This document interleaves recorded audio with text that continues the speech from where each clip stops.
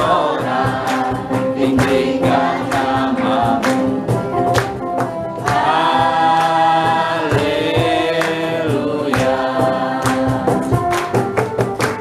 Soraklah haleluya, soraklah haleluya, haleluya.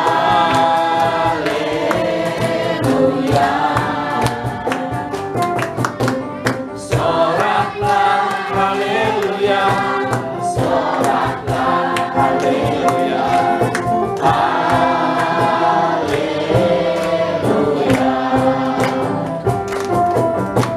Segala puji syukur hanya bagi-Mu Tuhan, sebab Kau yang layak dipuja. Kami mau bersorak, tinggikan nama-Mu. Haleluya.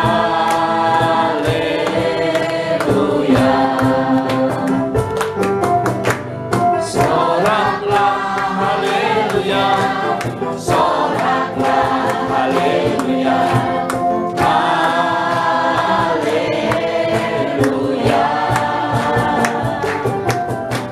Soraklah haleluya, soraklah haleluya, haleluya.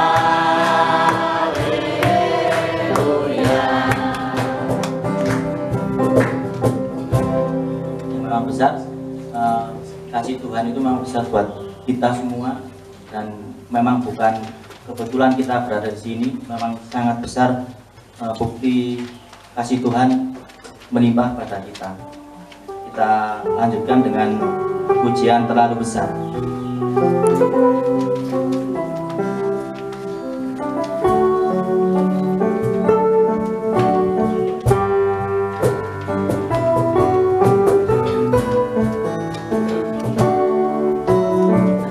Telah kulihat bukti kasih-Mu,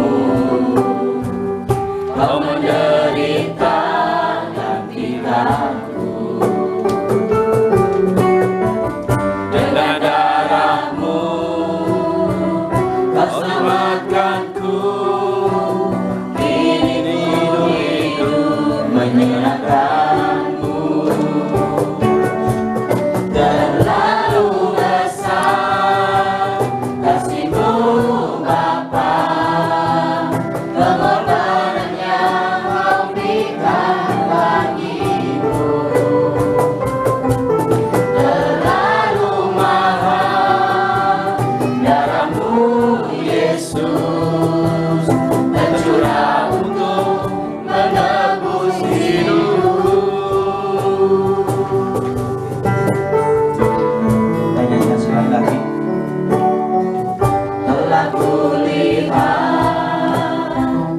bukti kasih-Mu, Kau menderita gantikanku. Dengan darah-Mu Kau selamatkanku.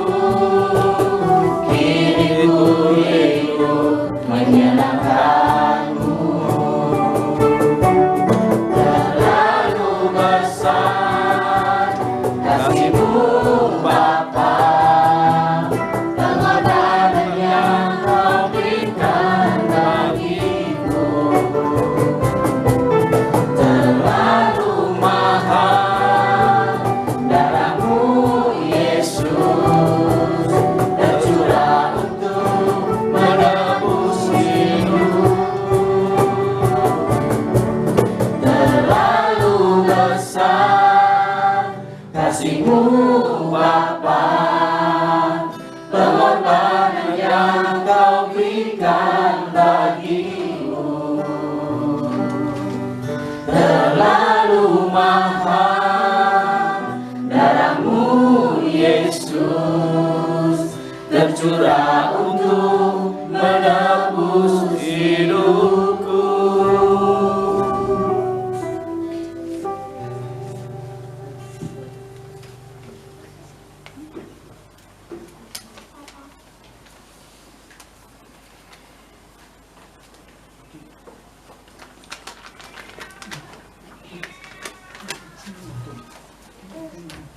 Mari kita masuk dalam doa.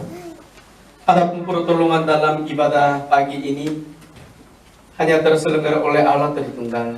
Ia hadir di tengah-tengah kita dan memberkati dan berfirman kepada kami demikian. Allah itu roh, dan barang siapa menyembah Dia harus menyembahnya dalam roh dan kebenaran. Amin.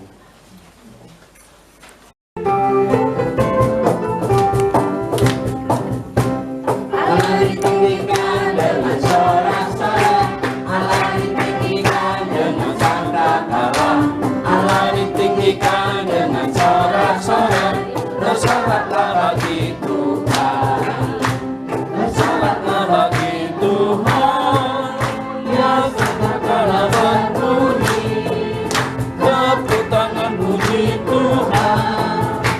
Allah diagungkan, Allah diagungkan, Allah diagungkan tinggi.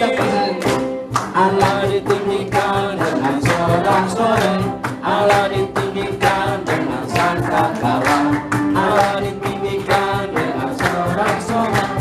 Bersoraklah bagi Tuhan, bersoraklah bagi Tuhan, yang sangkakala berbunyi, tepuk tangan puji Tuhan. Allah diagungkan, Allah diagungkan, Allah diagungkan tinggi.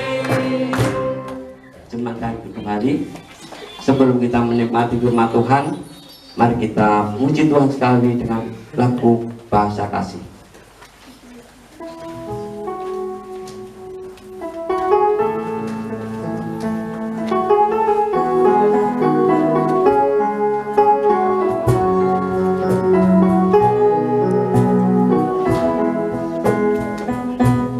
Kasih itu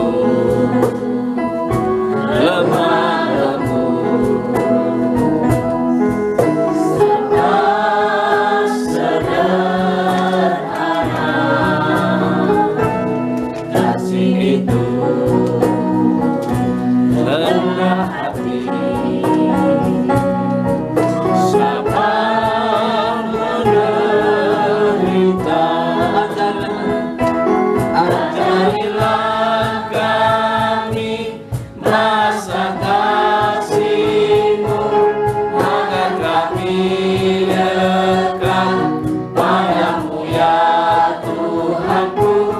Ajarilah kami rasa kasih-Mu, agar kami dekat padamu. Berdoa.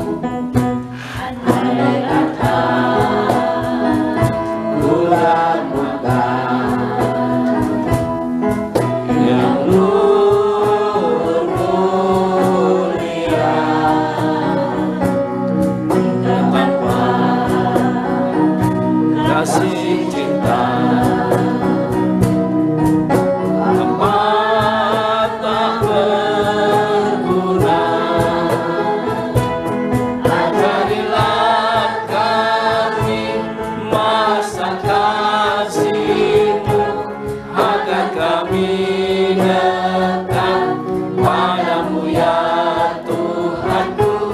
Ajarilah kami masa kasih-Mu, agar kami dekat padamu. Ajar kami dekat padamu. Kita berdoa. Tema di camp keluarga itu apa ya? Keluarga yang berharga di mata Tuhan. Amin. Jadi kita harus menjadi keluarga yang berharga di mata Tuhan. Dengan dasar itu saya mengambil ayat firman Tuhan dari kitab Yesaya pasal 43 mulai dari ayat 5 sampai ke 7 saja. Saya akan bacakan firman Tuhan. Dengarlah firman Tuhan berbunyi demikian, janganlah takut, sebab aku ini menyertai engkau. Aku akan mendatangkan anak cucumu dari timur, dan aku akan menghimpun engkau dari barat. Aku akan berkata kepada utara, berikanlah dan kepada selatan, janganlah tahan-tahan, bawalah anak-anakku laki-laki dari jauh, dan anak-anakku perempuan dari ujung-ujung bumi. Semua orang yang disebutkan dengan namaku, yang ku ciptakan untuk kemuliaanku, yang dibentuk dan yang juga ku jadikan. Amin. Demikian firman Tuhan. Tuhan menciptakan sebuah komunitas. Yang pertama itu adalah apa ya? Keluarga. Tuhan menciptakan Adam, kemudian Tuhan menciptakan Hawa. Ini bisa menjadi komunitas yang pertama. Saya mau tanya kepada Bapak Ibu Saudara-saudara, kenapa Tuhan menciptakan itu komunitas? Biarin aja Adam sendiri, atau biarin aja Hawa sendiri. Kenapa Tuhan menciptakan keluarga? Ketika Tuhan menciptakan keluarga, maksudnya apa? Bapak Ibu Saudara-saudara pernah berpikir hal itu?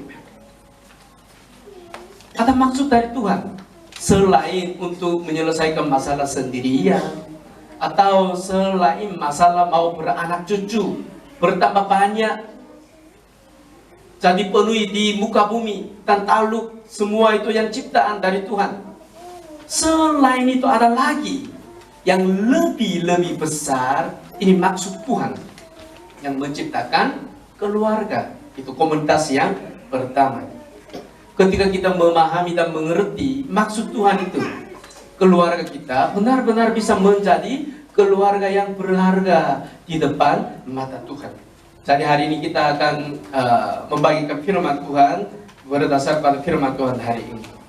Bagaimana keluarga kita bisa menjadi sungguh-sungguh keluarga yang berharga di mata Tuhan dan diberkati oleh Tuhan. Yang pertama, Bapak Ibu Saudara-saudara, suami istri masing-masing, ini yang kunci yang pertama. Suami istri masing-masing harus mengenal Tuhan dan mendekati Tuhan. Ini kunci yang pertama. Di dalam Taman Eden yang terjadi kasus jatuh dalam dosa yang pertama kali di situ memang. Kalau Bapak Ibu Saudara-saudara, hubungannya baik, mendekati Tuhan dengan baik, itu artinya apa? Mendengar, gitu ya. Kemudian menghormati, kemudian menaati.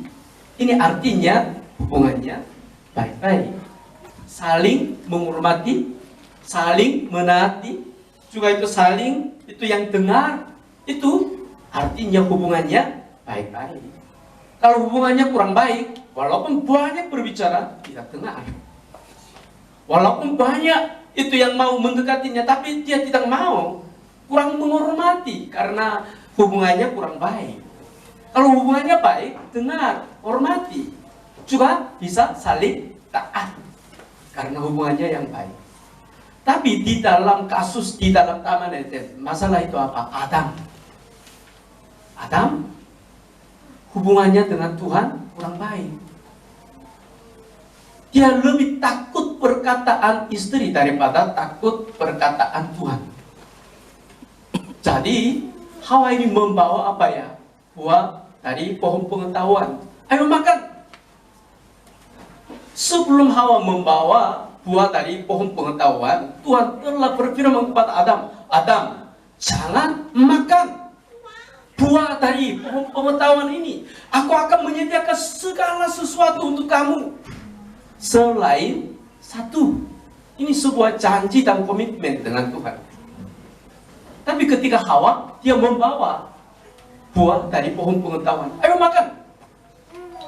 Kalau seandainya Adam, dia hubungannya begitu dekat dengan Tuhan, dia lebih dengar perkataannya Tuhan daripada perkataan istri.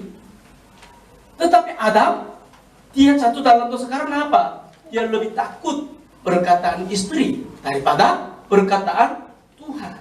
Ini yang masalah, Bapak Ibu Saudara-saudara. Selain Adam, juga ada itu seperti Raja Ahab.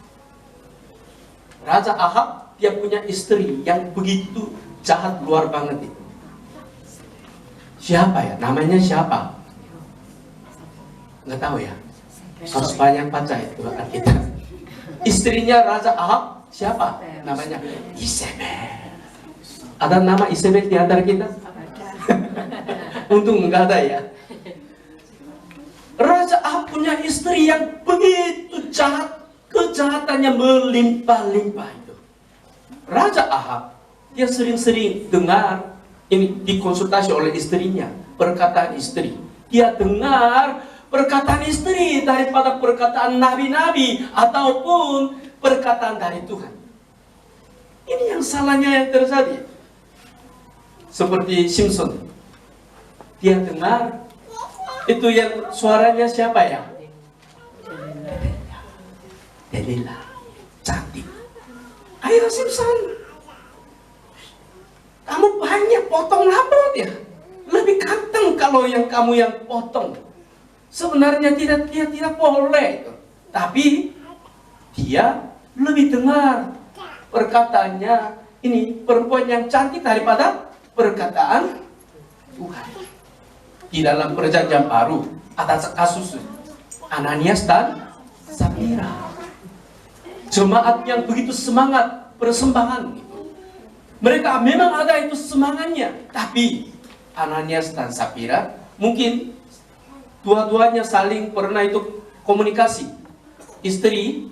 Istrinya Safira atau Ananias ya? Yang mana perempuan? Ananias ini perempuan atau Safira ini perempuan? Safira. Pasti usulannya dari Safira dulu. Pak, kita punya ladangnya yang cukup besar, tapi hanya sebagian saja untuk masa depan hidup kita, untuk anak-anak kita ya. Bapak ini juga setuju.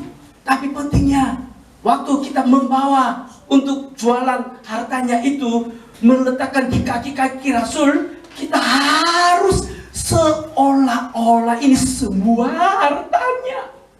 Ananias, dia itu berdiri di depan Petrus. Dia seolah-olah ini semua hartanya. Jadi Petrus menegur dengan kuasa Roh Kudus. Kamu berbohong kepada Roh Kudus. Di depan Petrus, orangnya langsung mati. Diusung oleh jemaat. Sedang takut akan Tuhan. Istrinya baru masuk. Setelah itu suaminya mati. Lagi Petrus tanya. Dia juga sama perkataan dengan Ananias. Dua-duanya mati.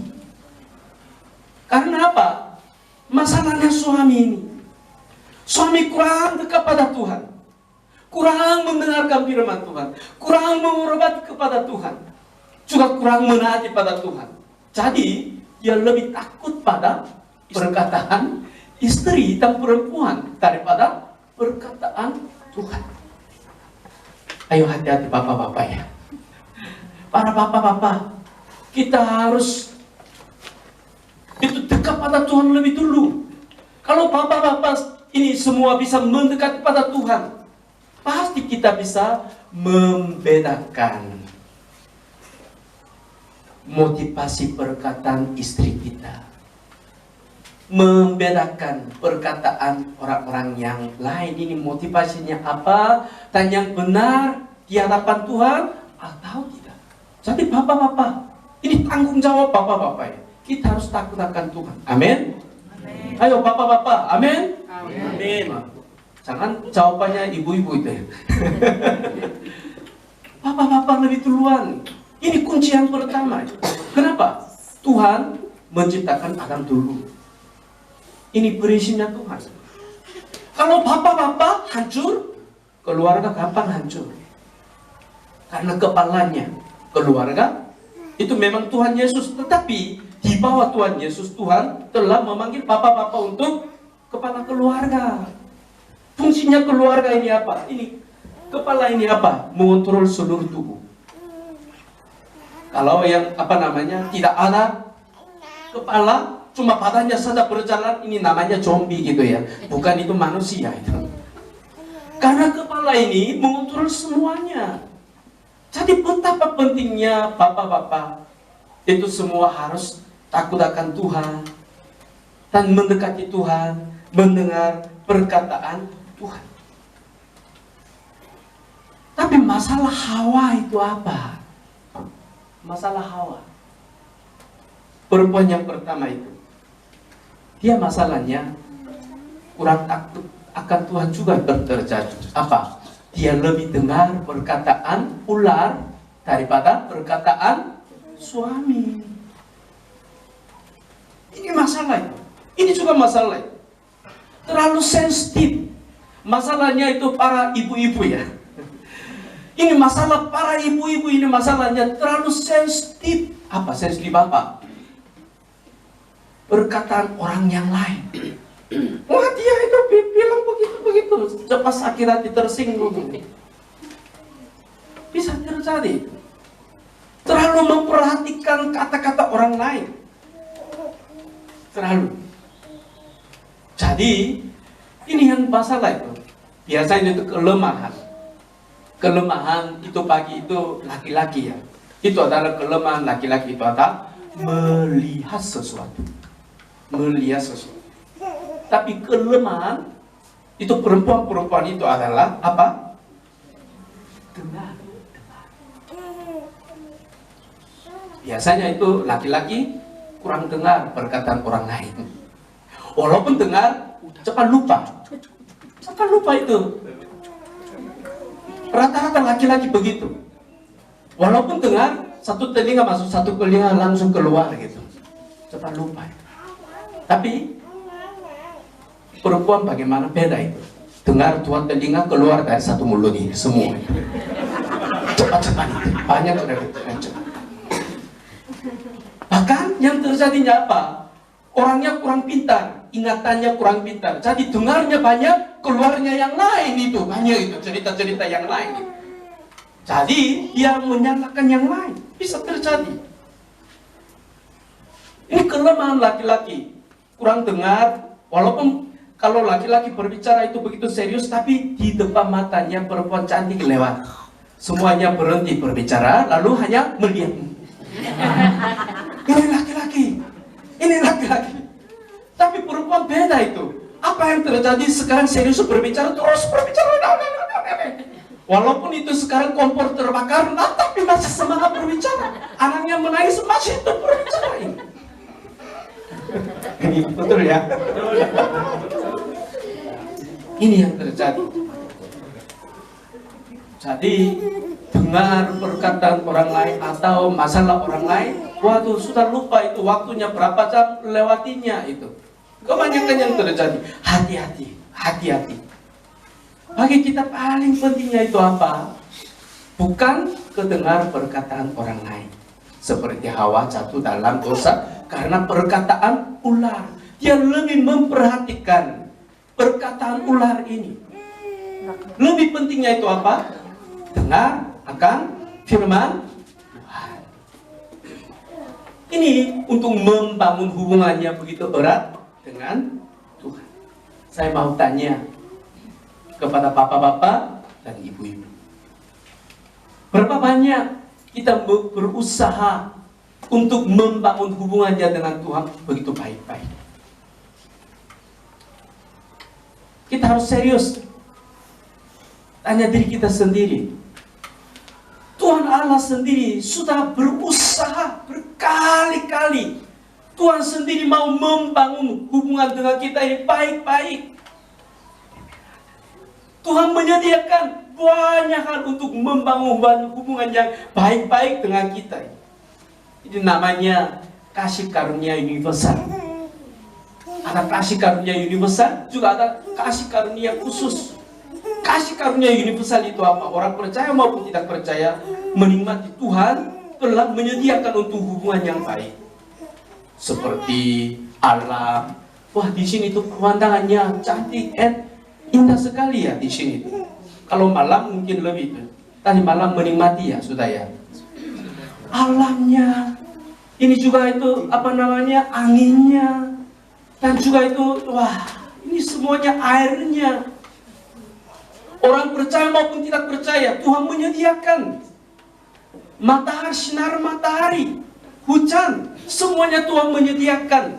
Untuk apa? Membangun hubungan yang baik dengan kita. Makanan jasmani kita sudah menikmati. Selain itu, kasih karunia khusus, Tuhan telah menyediakan firman Tuhan kepada kita. untuk membuka dirinya, juga mau bergaul dengan kita, mau hubungan dengan baik dengan kita semua. Untuk hal itu yang puncaknya, untuk mau membangun hubungan dengan kita dengan baik-baik, Dia menyediakan anaknya yang tunggal, yaitu Tuhan Yesus. Sampai mati di atas kayu salib. Dia menyediakan yang bagi Dia paling berharga. Bagi Dia paling berharga. Dia menyediakan untuk kita. Untuk apa? Membangun hubungan kita dengan baik. Kalau Tuhan telah menyediakan kepada kita baik, kasih karunia universal maupun kasih karunia khusus, Tuhan telah menyediakan segala sesuatu untuk membangun hubungannya dengan kita dengan baik. Apakah selama ini kita sudah berusaha untuk itu membangun hubungannya dengan Tuhan dengan baik-baik? Kita harus itu berpikir hal itu, Bapak Ibu Saudara-saudara. Penting sekali kita juga harus menerapkan atau melakukan sesuatu untuk membangun hubungannya dengan Tuhan. Baik bapak-bapak maupun ibu-ibu. Ini yang penting, yang pertamanya. Kemudian kita bisa menjadi keluarga yang berharga di mata Tuhan. Apa yang kita perlu? Perlu membangun hubungannya di antara suami dan istri. Tadi itu Bapak Edith yang sudah itu yang sampaikan ceramah. Kebanyakan yang terjadi masalah keluarga itu, masalah anak-anak itu karena masalah hubungannya suami istri. Benar? Benar. Kalau suami takut akan Tuhan, istri takut akan Tuhan, ini kunci yang pertama untuk menjadi keluarga yang berharga di mata Tuhan. Kalau dua-duanya takut akan Tuhan, hubungannya antara suami dan istri otomatis jadi baik, Bapak Ibu Saudara-saudara. Otomatis. Tetapi kadang ada yang terjadi apa? Walaupun suaminya takut akan Tuhan, istrinya takut akan Tuhan, tapi kurang ada pengetahuan, keperluan sebagai laki-laki, sebagai perempuan. Ini yang masalah. Ada keluarga, kalau masing-masing tidak ada masalah, takut akan Tuhan, tetapi suami seringkali marah. Dia merasa kurang puas hidup bersama dengan istri. Suaminya memang takut akan Tuhan, orangnya begitu jujur dan moral. Istrinya juga itu orang yang begitu jujur dan moral, tetapi dia kurang merasa puas dari suami. Kenapa? Masih kurang ada pengetahuan, keperluan bagi laki-laki maupun perempuan. Kalau kita sudah menjadi suami dan istri, itu apa? Melengkapi dan memberi, menyediakan secara rohani, secara fisik, dan secara emosional. Ini 3 poin ini. Kita harus menyediakan ini keperluan apa? Rohani dan itu jasmani, dan kemudian itu emosional. Kalau bapak-bapak mungkin semua yang bisa itu memahami, kalau laki-laki itu sederhana, sifat laki-laki begitu sederhana. Sederhananya apa? Cukup makan makanan yang enak, cukup tidur, dan bisa itu yang apa? Tidur dengan istri. Kalau begitu rata-rata laki-laki semua merasa puas. Tapi bukan hanya itu saja. Satu hal yang penting bagi laki-laki itu apa? Dia harus dihormati oleh istri dan anak-anak. Ini penting. Wah, istri-istri bisa tanya, wah, setiap hari saya sediakan makanan yang enak. Dia ingin apa saya itu sediakan untuk bermalam. Tapi dia tetap marah. Kenapa? Dia masih kurang puas sesuatu. Itu adalah kehormatan, rasa kehormatan. Bagi laki-laki, itu mungkin bapak-bapak semua setuju. Walaupun di luar kerja itu dihormati oleh orang lain, disukai oleh orang lain, tapi pulang di rumah, istrinya sering-sering menghina. Kamu apa? Langsung itu tembak. Anak-anak juga itu keluar. Waduh, ini apa ya? Aku ini apa ya? Jadi kurang puas. Sering-sering yang bisa terjadi selingkuhnya di situ. Di rumah sendiri tidak merasa kehormatan dari istri yang paling dekat, orang-orang yang paling dekat, dan anak-anak. Kemudian pagi ibu-ibu itu yang masalahnya itu apa? Biasanya ibu-ibu makan dan apa yang disediakan secara itu yang apa fisik, puas enggak? Tidak puas. Tambah lagi satu apa? Laki-laki harus belajar itu. Kalau bagi perempuan yang perlunya apa? Ini bagian emosional. Aku ini sangat disayangi oleh suamiku. Sangat diperhatikan oleh suamiku. Suamiku yang begitu mengasihi aku, memperhatikan aku. Jadi dengan sebuah itu potong bunga, istri merasakan, suamiku ini ada hatinya tetap padaku. Senang enggak? Senang pasti. Sepotong itu yang bunga pun merasa senang, sukacita. Oh, suamiku tetap mengasihi aku dan ada perhatianku kepadaku. Tapi kebanyakan suami-suami ini cuekin itu perasaan istri secara emosional. Walaupun dia takut akan Tuhan dan luar biasanya, tapi dia itu menyangkal itu kurang memperhatikan emosional istri. Jadi tidak puas ini bisa terjadi masalah keluarga. Bapak Ibu Saudara-saudara, jadi Alkitab sudah mengajar kepada kita, awalnya kepada suami-suami. Hai suami, kasihlah orang lain gitu ya, istrimu. Kasihlah istrimu seperti Tuhan Kristus telah mengasihi jemaat sampai dia memberikan anaknya yang tunggal. Ini tugas suami-suami, mengasihi seperti Tuhan dia sendiri yang mengorbankan diri sambil mengasihi. Tugas suami-suami di situ. Para bapak-bapak semua setuju? Amin? Suaranya kecil. Amin. Ayo coba lebih semangat. Amin? Harus itu. Tapi kepada istri, bagaimana Tuhan berfirman? Hai istri-istri, tunduklah kepada suamimu seperti jemaat tunduk di depan Kristus. Kadang memang itu zaman sekarang ada banyak macam-macam istri-istri ya. Istri ngau kepada suami, lalu mau makan itu suami. Bahkan mau mengontrol suami. Kalau ada kelemahan dan kekurangan, mungkin bisa itu support untuk suami. Itu istrinya yang begitu bijaksana dan baik. Tapi istri sendiri tidak boleh itu yang semua mengelola dan itu mengontrol suaminya dan semuanya itu. Istri yang bijak itu apa? Menghormati, mendorong suaminya dia maju berperang, dan setelah dia itu pulang dari perang, istri bagaimana caranya? Harus tepuk tangan. Hore, suamiku ini yang bagus. Aku tetap support. Apa ya? Kalau gitu suami bagaimana? Ini lebih besar ini.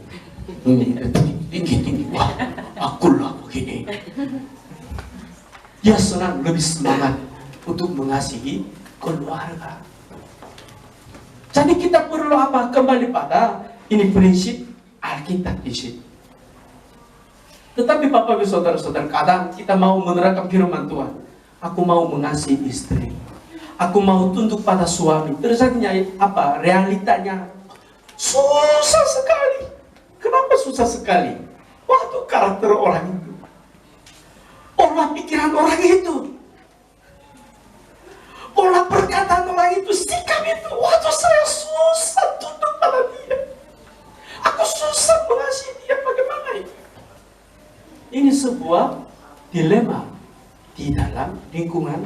keluarga masing-masing.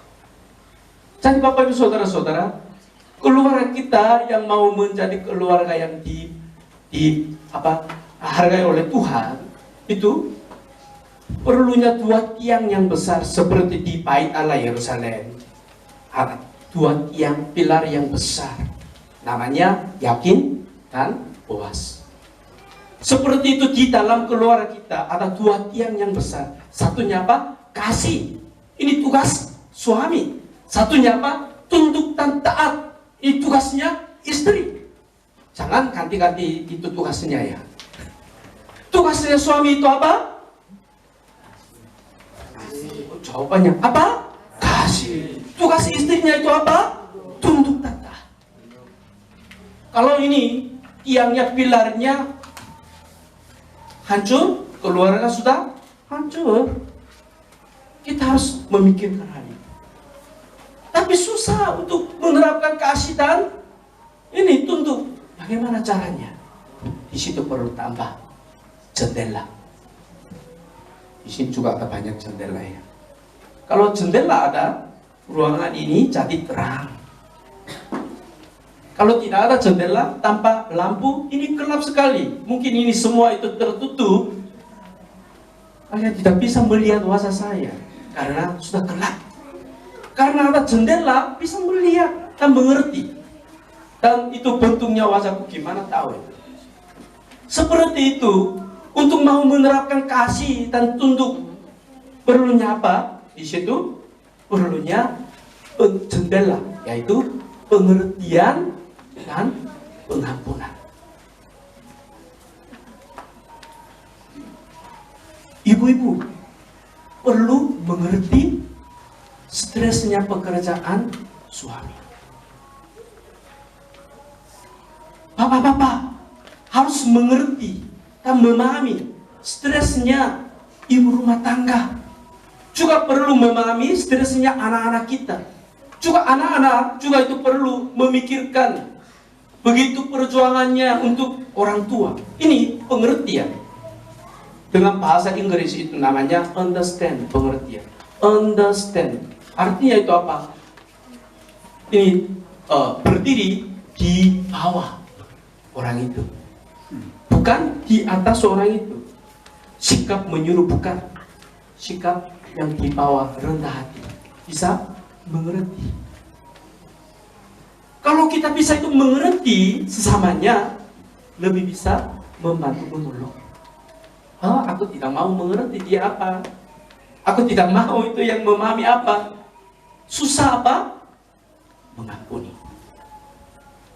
Saya mau tanya kepada bapak-bapak ya, Pak Seto, ada kesalahan kepada Bu Wiji ada enggak? Ada. Ada itu ada. Jujur, beliau itu. Jujur, ada kesalahan. Ada kesalahan gitu ya Pak ya? Ada. Ada, semua orang ada kesalahan. Walaupun kita memang itu mau hidup sempurna, tapi manusia tidak ada yang sempurna. Ada kesalahan. Waktu kesalahan, meminta maaf, perlunya apa? Pengampunan. Kita bisa mengampuni. Ini bisa menjadi jendela rumah. Lebih jadi terang, lebih jadi transparan, bisa melihat satu sama dengan yang lain. Misalnya suaminya marah, atau istrinya marah, atau anak-anak kita marah. Perlunya apa? Marah. Kita perlu berdiri di sisinya dia sendiri. Kalau begitu kita mulai mengerti dia bersalah. Kita juga perlu mengerti kenapa dia itu bersalah. Kita pun, aku pun bisa bersalah. Kalau begitu bisa saling mengampuni, ini bisa terjadi. Kalau tidak ada tiang yang tadi itu kasih dan tunduk dan pengertian, pengampunan, ini bisa menjadi keluarga yang tinggal di dalam neraka itu, gertak gigi itu, di dalam kegelapan itu. Tapi keluarga yang telah punya itu pilarnya yang besar, kasih dan tunduk, kemudian jendela pengertian dan pengampunan. Ini keluarga makin jadi terang dan cerah dan juga bahagia. Di situ ada pertambahan satu hal lagi, Itu apa? Tadi seperti Pak Edit India sudah menyampaikan itu. Ini terbuka jujur di dalam keluarga. Terbuka jujur. Ini membangun keluarga yang berharga di mata Tuhan. Jadi itu hubungannya suami dan istri. Perlunya terbuka, jujur, itu sangat penting. Kemudian yang ketiga, bagaimana keluarga kita bisa menjadi keluarga yang berharga di mata Tuhan. Kita perlu membangun hubungannya dengan anak-anak kita sendiri. Tadi memang banyak itu yang cerita-cerita dan juga itu kasus-kasus yang disampaikan oleh Pak Edi dan Dian. Namun demikian Bapak Ibu Saudara-saudara, yang begitu penting membangun hubungan dengan baik dengan anak-anak kita. Ada satu anak kecil, satu hari dia tanya kepada orang tua, "Ma, saya mau tanya, bagaimana bentuknya, bagaimana itu yang keadaannya surga?" Anaknya dia bertanya kepada orang tua, "Saya mau tanya kepada Papa Ibu, kita bagaimana bisa menjawab kepada anaknya?" "Oh, surga itu penuh dengan emas, ada itu kemuliaan Tuhan." Anak ini masih bingung, apa itu surganya. Tapi orang tua yang bijak, orang tua yang begitu saleh dan takut akan Tuhan, dia menjawab kepada anak begini, "Surganya sama seperti keluarga kita yang bahagia. Surganya sama dengan suasana keluarga kita ini." Apakah Bapak Ibu Saudara-saudara kita berani bisa menjawab kepada anak-anak kita demikian, berkata demikian? Kalau keluarga kita, orang tua semua di sini bisa menjawab seperti jawabannya dari orang tua yang itu, justru kita sudah ada hubungan yang begitu baik dengan anak-anak kita. Pasti. Kalau hubungannya suami dan istri itu baik, anak-anak itu juga hubungannya dengan anak-anak itu juga kemungkinan jadi baik. Kebanyakan orang tua salah paham. Saya juga itu termasuk pengalamannya. Kalau orang tua pasti mau membimbing anak, dan sering-sering kalau ada kesalahan tegur anak, dan mau itu yang mengajak dengan baik-baik anak-anak kita sendiri itu. Ini memang keinginan orang tua. Tapi kita harus tahunya apa? Anak-anak kita tidak belajar dari di depan kita. Tidak. Anak-anak kita belajar dari belakang kita. Anak-anak kita, mereka itu belajar bukan dari teguran kita. Anak-anak kita melihat teladan kita dari belakang. Orang tuanya begitu moral, anak-anak belajar dari belakang. Orang tuaku begitu moral. Orang tuaku begitu takut akan Tuhan. Mereka paling tahu itu karena di rumah. Orang tuaku ini hatinya yang baik. Mereka sudah belajar dari belakang orang tua. Perkataan orang tua, pola pikiran orang tua, tindak lakunya orang tua, dan itu sikapnya orang tua dan suasana hidupnya itu dari orang tua yang belajar. Jadi yang pentingnya apa? Hubungan istri dan suami yang baik, anak-anak itu tidak ada bermasalah rata-rata itu. Kenapa itu anak-anak ini bisa jadi nakal nanti? Karena hubungannya suami dan istri kurang baik. Kebanyakan yang terjadi karena kurang baik hubungannya suami istri yang terjadi yang demikian. Jadi kalau orang tuanya, teladan orang tuanya yang baik, anak-anak ini juga yang baik. Saling menghormati, saling itu yang memahami, saling itu yang menghibur, sambil berdoa dan memuji Tuhan bersama-sama. Ini penuh dengan bahagia, keluarga yang bahagia. Ini surga. Jadi mau membangun hubungan dengan anak-anak kita, kita harus mempunyai semacam waktu, namanya QT, quality time, dengan anak-anak kita. tadi memang Pak Edith dia pernah itu yang menyampaikan kasus. Anaknya mau berbicara kepada orang tua, tapi orang tua dia itu sering-sering itu sibuk-sibuk. Nanti ya, cuekin anak-anak. Nanti bunuh dirinya. Nyesalnya luar biasa, tapi sudah terlambat, tidak bisa. Jadi apa Bapak Ibu Saudara-saudara untuk membangun relasinya dengan anak-anak kita? Memang ketika anak-anak kita bersalah perlunya tegur. Tapi jangan hanya tegur saja. Mau concern itu memang itu baik, tapi jangan hanya itu saja. Orang tua perlu lebih awal perlu apa? Menerima anak-anak kita apa yang adanya. Ini penting sekali. Seperti Tuhan Yesus menerima kita apa yang adanya. Ketika Tuhan Yesus menerima kita, bukan karena kebaikan kita, bukan karena kelimpahan kita, atau yang yang lain-lain. Tuhan Yesus menerima kita, mengangkul kita apa yang adanya. Orang tua harus mempunyai seperti sikap demikian dari Tuhan Yesus. Kita perlu juga apa? Cara Tuhan Yesus bagaimana? Dia selalu terbuka telinga, dengar perkataan kita. Jadi setiap hari kita bisa, dimanapun, kemanapun, kapanpun kita bisa berdoa kepadanya. Karena telinga Tuhan tetap terbuka.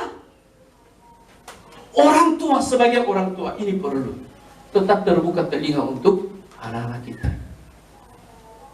Jadi kita perlu siap. Bukan siap untuk tegur atau menyampaikan perkataan apa atau yang disiplinnya apa. Tidak. Selalu perlu siap apa? Dengar perkataan. Mungkin tadi orang tua perlu kesabaran.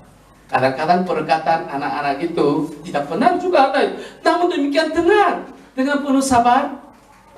Dan juga itu yang dengar. Kalau kita bisa siap dengar dan dengar perkataan anak-anak kita itu dengan apa? Simpati, dengan rasa simpati. Walaupun dengan ini ada itu orang tua, ayo kamu masalah apa? Ayo berkata kepadaku. Tapi rasanya dia tidak ada yang hati yang simpati. Seperti polisi gitu. Ayo kamu bicara itu. Suasana polisi di depan duduk-duduk polisi. Anak-anak kurang jujur dan tidak membuka hatinya. Kalau orang tuanya siap dengan penuh simpati, ayo pasang. Kalau anak-anak terbuka hatinya, berbicara. Di tengah-tengah itu sudah masalahnya hampir 90% selesai Bapak Ibu. Kita tidak perlu lagi konsultasi kepada anak atau yang perkataan keras yang lain. Tidak perlu. Ketika dia sudah berbicara dengan jujur, dengan terbuka hati, ini masalah ini hampir selesai. Hampir selesai. Bahkan yang terjadi apa? Dengan rasa simpati kita dengar anak-anak, hubungannya dengan anak-anak kita sudah dekat. Kita tidak perlu memaksakan kepada anak-anak kita, kamu harus menghormati orang tuamu. Tidak perlu. Itu yang tegaskan kepada mereka. Dengan simpati, dengar. Mereka sudah dekat. Waktu itu kita bisa mendoakan untuk anak-anak. Anak-anak kita pasti menangis. Kalau ada kesalahan, pasti menangis, menyadari di situ. Bapak Ibu Saudara-saudara, selama ini memang saya juga punya 2 anak laki-laki. Biasanya sifat laki-laki gimana ya? Itu ibu-ibu yang pernah ya, ini memang nakal-nakal, memang ada itu, pasti ada itu. Saya juga pernah banyak gagal untuk membimbing anak saya, tetapi akhir-akhir ini saya itu sangat memahami dan mengerti. Sekarang dengan anak-anak saya begitu dekat, mereka bisa menangis di hadapan saya, juga itu terbuka hatinya. Saya juga itu menangis mendoakan untuk. Jadi otomatis hubungannya jadi begitu dekat dan erat, tidak ada rahasia apapun. Tuhan ingin kepada kita seperti kita menjumpai kepada Tuhan Yesus. Kita perlu membangun hubungannya dengan anak-anak kita. Di sini itu memang itu banyak remaja-remaja ya, kalian juga nanti akan menikah, nanti punya anak-anak, kalian harus belajar itu juga.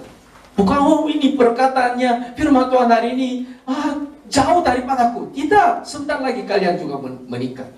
Sebentar lagi kalian juga mempunyai keluarga. Jadi masih belum menikah, sudah belajar, nanti tinggal terapan saja. Itu sangat menggunakan firman Tuhan ini. Bapak ibu saudara-saudara yang dikasih oleh Tuhan, kalau keluarga kita mau menjadi keluarga yang berharga di mata Tuhan, membangun hubungan yang pertama apa? Dengan Tuhan. Yang keduanya apa? Suami istri. Kemudian yang ketiganya apa? Hubungannya dengan anak-anak kita. Yang terakhir, ini yang lebih penting. Tuhan memanggil keluarga kita untuk menjadi saluran berkat dunia. Tuhan mengizinkan keluarga, tujuannya di situ untuk memuliakan nama Tuhan. Tuhan telah memanggil keluarga kita untuk menjadi saluran berkat untuk dunia ini. Tuhan memanggil keluarga kita untuk menampilkan surgawi di tengah-tengah masyarakat. Keluarga kita harus menampilkan inilah hidup orang bahagia di dalam Kristus. Inilah surga. Kita perlu menampilkan di tengah-tengah masyarakat dan teman-teman yang belum percaya pada Tuhan Yesus. Allah telah memanggil bangsa Israel. Untuk apa? Menjadi. Hari ini memang itu firman Tuhan itu juga sama itu. Tuhan memanggil Israel untuk apa? Untuk menjadi saluran berkat. Jadi untuk memuliakan nama Tuhan. Ada sebuah lembaga misi namanya Joy, J-O-Y. J ini artinya apa? Jesus first. Jesus first. Hidupmu Jesus first. Prioritasnya Jesus, Yesus. Kemudian O and others. Orang lain. Jesus first. Kemudian orang lain. Hidupmu bukan untuk dirimu sendiri, orang lain. Kemudian why? Ini and you. Kemudian kamu. Tuhan memanggil keluarga kita. Ini bisa menjadi berkat untuk dunia. Jadi kita perlu menjadi saluran berkat. Saya mau tanya, apa